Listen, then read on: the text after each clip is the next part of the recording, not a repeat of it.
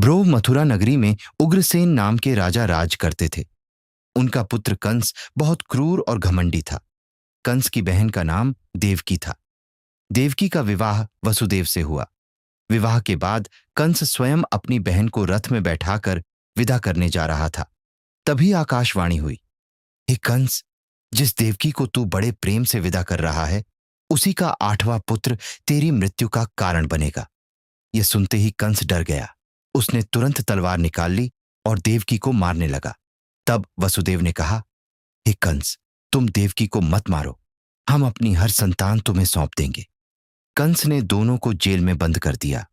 समय बीतता गया। देवकी की 6 संतानों को कंस ने जन्म लेते ही मार दिया। 7वें पुत्र बलराम जी को भगवान की माया से रोहिणी के गर्भ में पहुंचा दिया गया। फिर समय आया 8वें पुत्र के जन्म का। भाद्रपद महीने की अष्टमी की अंधेरी रात थी। चारों ओर बारिश हो रही थी। जेल में अचानक दिव्य प्रकाश फैल गया। भगवान श्री कृष्ण ने जन्म लिया। उनके 4 हाथ थे, शंख, चक्र, गदा और पद्म धारण किए हुए थे। उन्होंने वसुदेव और देवकी से कहा, मैं भगवान विष्णु हूं। अब तुम मुझे गोकुल में नंद बाबा के घर ले जाओ।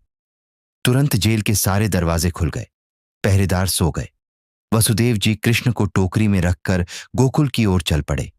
रास्ते में यमुना रिवर उफान पर थी, लेकिन जैसे ही वसुदेव जी नदी में उतरे, यमुना शांत हो गई। तभी शेषनाग ने अपने फन्नों से बालक कृष्ण को बारिश से बचाया। गोकुल पहुंचकर वसुदेव ने कृष्ण को यशोदा के पास सुला दिया और वहां जन्मी कन्या को लेकर वापस जेल आ गए। जब कंस ने उस कन्या को मारना चाहा तो वह आकाश में उड़ गई और बोली, हे कंस, तुझे मारने वाला जन्म ले चुका है। कंस भयभीत हो गया। गोकुल में नंद बाबा और यशोदा मैया ने कृष्ण को बड़े प्यार से पाला। बाल कृष्ण बहुत नटखट थे। वे मक्खन चुराते, गोपियों को परेशान करते और सबको हंसाते थे। एक दिन कृष्ण ने मिट्टी खा ली। यशोदा मैया ने कहा, मुंह खोलो। जैसे ही कृष्ण ने मुंह खोला, यशोदा ने उसमें पूरा ब्रह्मांड देख लिया। वे समझ गईं कि उनका पुत्र कोई साधारण बालक नहीं है। कंस ने कृष्ण को मारने के लिए कई राक्षस भेजे। सबसे पहले आई राक्षसी पुतना।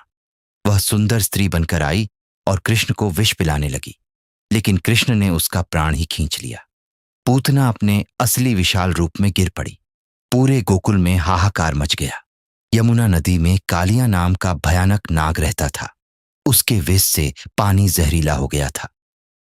एक दिन कृष्ण नदी में कूद पड़े और कालिया नाग के फनों पर नृत्य करने लगे। नाग हार गया और भगवान से क्षमा मांगने लगा।